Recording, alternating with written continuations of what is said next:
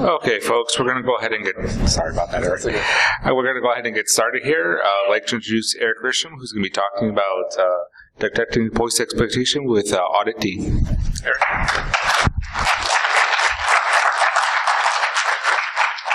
Hi, everybody.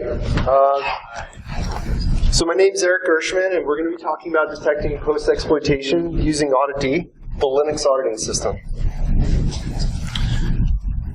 So the first time I configured Auditd was back in 2011 when I was working as a Linux systems administrator for a Department of Defense project. At the time, the project was undergoing reaccreditation, and Auditd was needed to keep it running. I thought that Auditd might be useful for helping forensics, but I didn't really think about using it to detect attacks and to use in a live investigation. So a few years ago, I switched to doing information security full-time, and I've been working in high-performance computing. Recently, we investigated malicious behavior that appeared to be coming from local hosts, but we needed to find the source. We suspected SSH tunneling, and we had a couple of options. One option was to turn on SSH debugging, but this could reduce performance and impact syslog. Another option would have been to actually patch SSH so that it logged the behavior we were looking for. And this had a number of pitfalls, including lowering the security and impacting the uptime of the system. In the end, by logging network syscalls using Auditd, we were able to collect the evidence we needed without degrading performance or the security of the system. So, what's the motivation behind this talk? Most of the Auditd examples I've seen focus on aiding forensics by pretty much logging as much as possible. There seems to be few examples of detecting attacks. Another thing I've noticed from reading reports and responding to incidents is that attackers can take some time to reach their goal once they make it on a system, whether that be hours, days, or even months. And I think that by combining host intrusion detection with Auditd, we can increase our chances of stopping an attacker before they cause any real damage. So I'm going to be skipping a lot of background information on configuration, best practices, and performance. A lot of that is covered in the man pages, but I've also created a GitHub repo that has some of the information.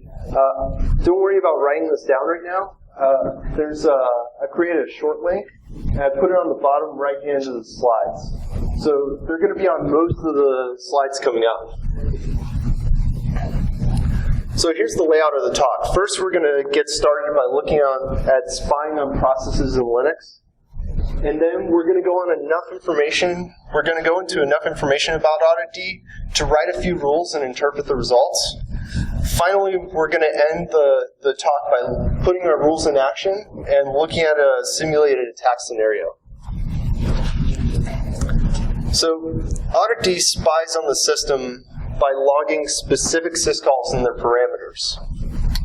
I first learned about system calls as a systems administrator when I was troubleshooting Linux programs using strace. Using strace, you can look at syscalls and signals in a program by feeding it as an argument. So strace isn't just good for troubleshooting, it's also a great way to learn about syscalls. Julia Evans created a zine called How to Spy on Your Programs using strace. In it, she calls system calls are the interface for your operating system. They're basically the way that programs interact with the operating system.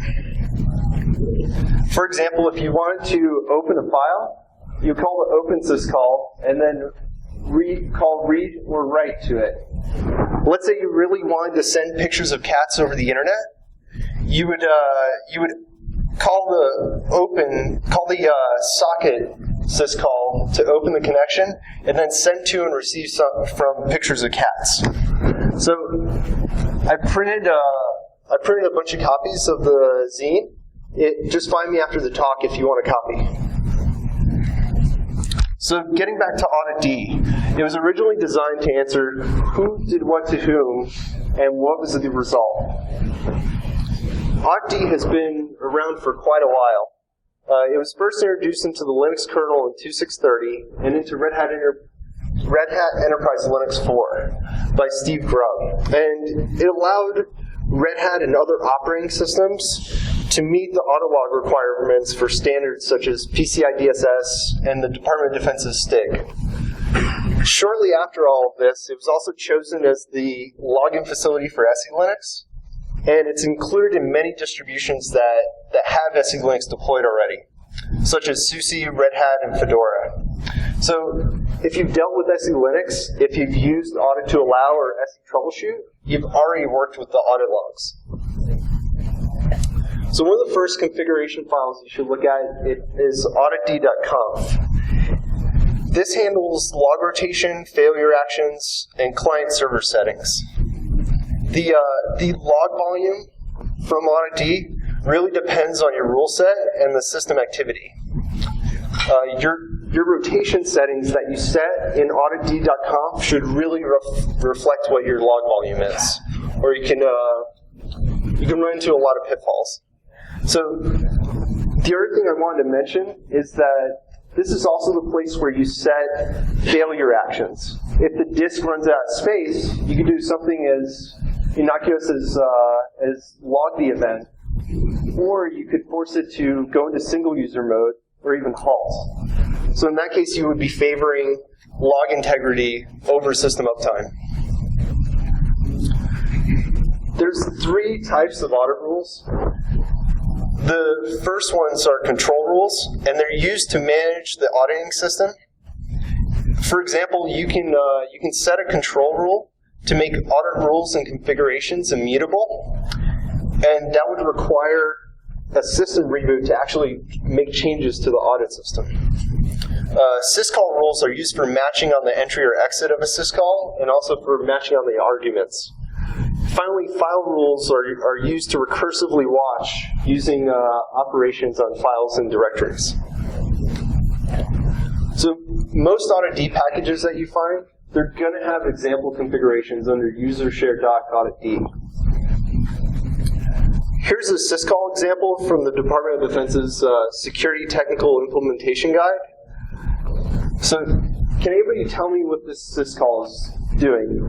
I'm going to go over the options first. The -A option will match on add the rule to a list, and then match on an action. There's 2 main actions. There's always and never. So you could say that you want to log an event or you don't want to log an event. The -S is for the syscall field, and it's for matching the syscalls. You can put multiple -S's in there, and they're going to be ORed. -F is for the fields, and these are ANDed. And then finally, we have -K, which is a user-settable string to aid in reporting and searching. So does anybody know what this rule does? Yeah, it checks for changes to file permissions by looking for chmod, fchmod, and fchmod at syscalls. And what does it exclude? Yeah, so it's looking for audit user IDs that are greater than or equals 500, or that aren't unset.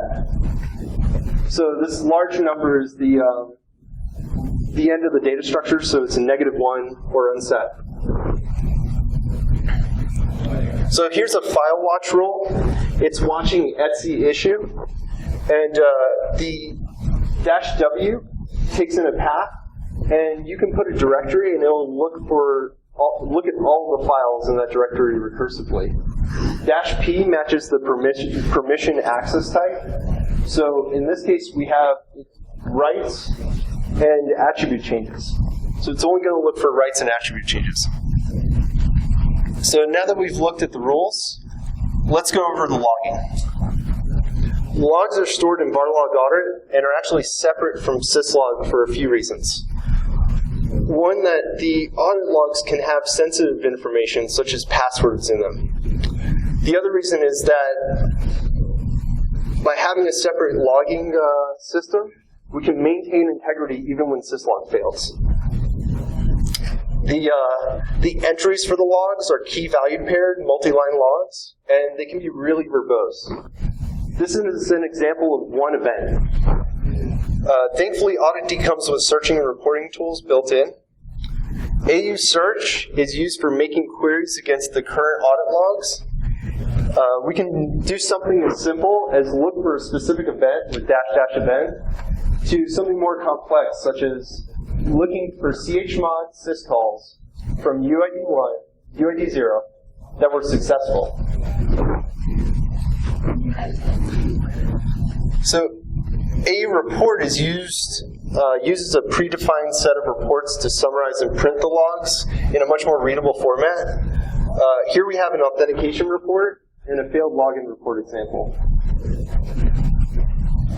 One of the great features is that both of these commands can be combined by piping the raw output from AU search into AU report. So here we have an AU search where we're searching for execve syscalls, and then we're piping it into AU report to create an executable report. Can anybody tell me what an execve syscall does?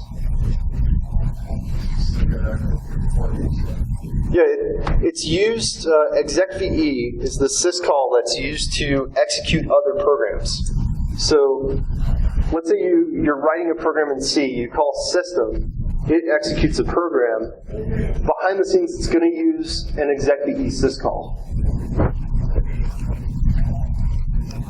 So using AU search, we can search for the specific event that we had up on the screen earlier, that really long example, and we can pipe it into AU report and create the executable report, and also run --interpret.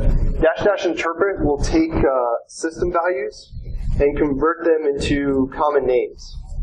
So here's the output of our report.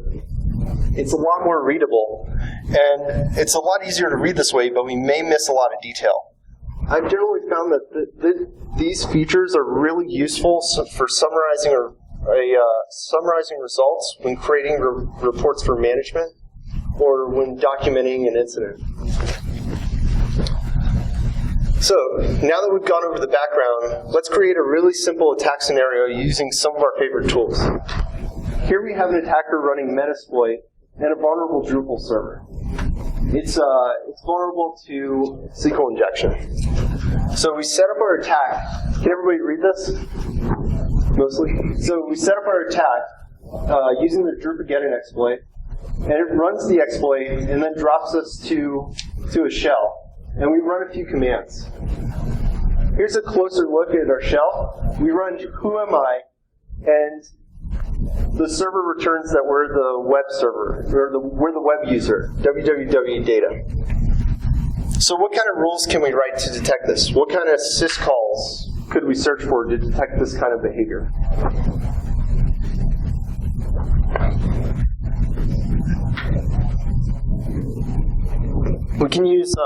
We can actually use execve. So let's start by logging all execve syscalls.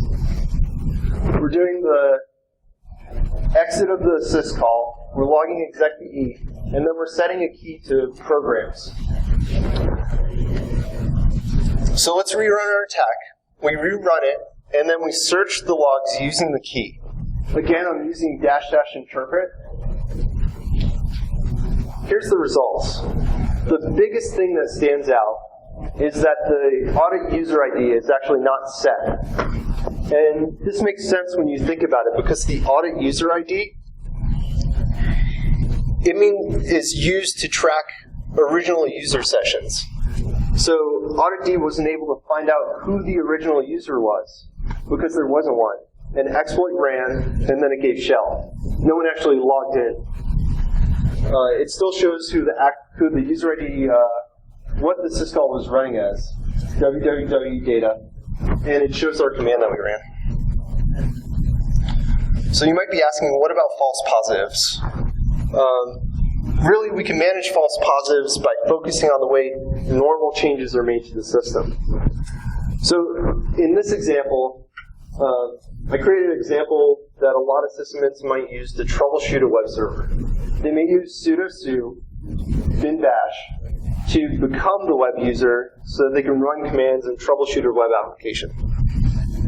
So I rerun the search, looking for this event. And here you can see the audit user ID is set to the user, to the original user, sysadmin. So if you needed to fine-tune the rule in order to increase performance or reduce the logging amount, you could do so by being more specific. You can search for other fields like the UID, matching on www data. You may also be asking, what about other post behavior? What else can we detect on? So we could try to detect on hash dumps by creating file watch rules on Etsy Shadow and Etsy Password. We could also try to detect pivoting behavior by monitoring network syscalls like socket and connect. But that can get very verbose and a little troublesome. One thing I've seen recently in the last week is that the audit system has the ability to look at anomalies in syscalls. So it can look for syscalls that don't return properly. This was originally created to try and detect exploitation and attackers. I haven't seen a lot of adoption for it though. So how are we going to watch all this data? Thankfully, there's a lot of solutions. I've seen a Splunk app that was created to parse Auditd logs. I've also seen examples using Logstash. OSSEC, it's a host intrusion detection system. That's one of the really promising pieces of software. You can use OSSEC to trigger on multiple events. So it can look at multiple events and create a high priority alert by correlating between them. One other thing is that I've seen very recently is the Auditd Bro framework. There was another talk recently on Bro, and using the Auditd Bro framework, you can look at events and then correlate them with different intel. It was created by Scott Campbell. He's presenting it at BroCon this week. Unfortunately, that's not here. The BroCon organizers actually conflicted with DEF CON this year. They don't do as good a job as the Iron Geek team on recording talks, so the talk's probably not going to be recorded for a few months, released for a few months. Pardon me.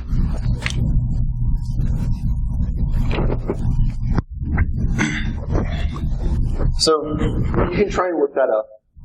The other thing you can do is you can do alerts based on suspicious behavior. You can look at changes that are made through configuration management and how those are made using Auditd, and then try to alert on changes that aren't through CM. So, for example, if you're using Puppet, you could look at how changes are made through Puppet. You could make sure that all the sysadmins are only making changes through Puppet, and then you would alert on any other activities. The other option is you can use tools like OSSEC and Bro to look at suspicious behavior, such as running whoami or running unset history, and try to associate that with other intel. So, thank you, everybody. Here's my contact information. Here's the GitHub repo again. You can find me on Twitter under Eric Gershman, and also on Freenode. My username's Hexus.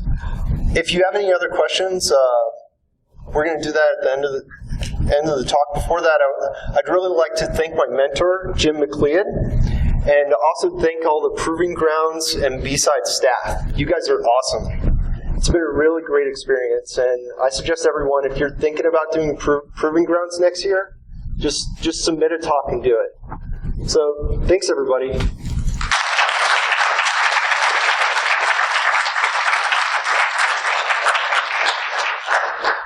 Do we have time for questions?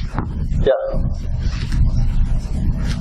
So if anybody has, go ahead. There's a microphone right there. Yeah. When you were looking at the performance of whether you should, log, syslog, what were your key kind of indicators you were looking at? Was it process, I/O? What was the main driver for performance factor using Auditd? So Oddity was, a lot of times you're going to try to, the question was, what were the performance factors that you were looking at when deploying Auditd? Is that a good summary? Yeah. So Auditd was created with performance in mind. They tried to keep it slimmed down as much as possible. The thing is, you have to look at your rule set and the type of activity that's going to be on the system. I had a friend actually do a benchmark using Apache Bench on like a dual core Atom system, and he used this website called PHP sysinfo, which runs a bunch of programs, and he only saw about a 5% increase in load. So you really have to just look at the rules and look at the activity and do testing. So it takes time, unfortunately. Go ahead. Hi. As a noob for Auditd, I was just curious. Seems like the barrier to entry would be mostly in writing the actual rules. Are you aware if anybody has written like a library of known examples, or is that what's up on your GitHub? I put in well, I guess everybody could hear the question. Thank you. So the question was, is there like a repository for audit rules? And that was the main reason I kind of created this talk, is I saw a lot of audit rules that were based on compliance and that weren't really based on trying to detect attacks. The most promising thing that I've seen is the Bro Auditd framework. So if you look at that, that's really trying to supplement the Bro network security monitoring by looking at what's happening on the host. Because in the end, we're going to be a little blind with HTML 2.0 and HTTPS everywhere.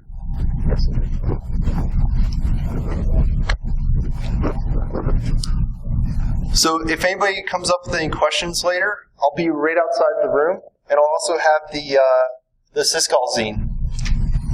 Thanks, everybody.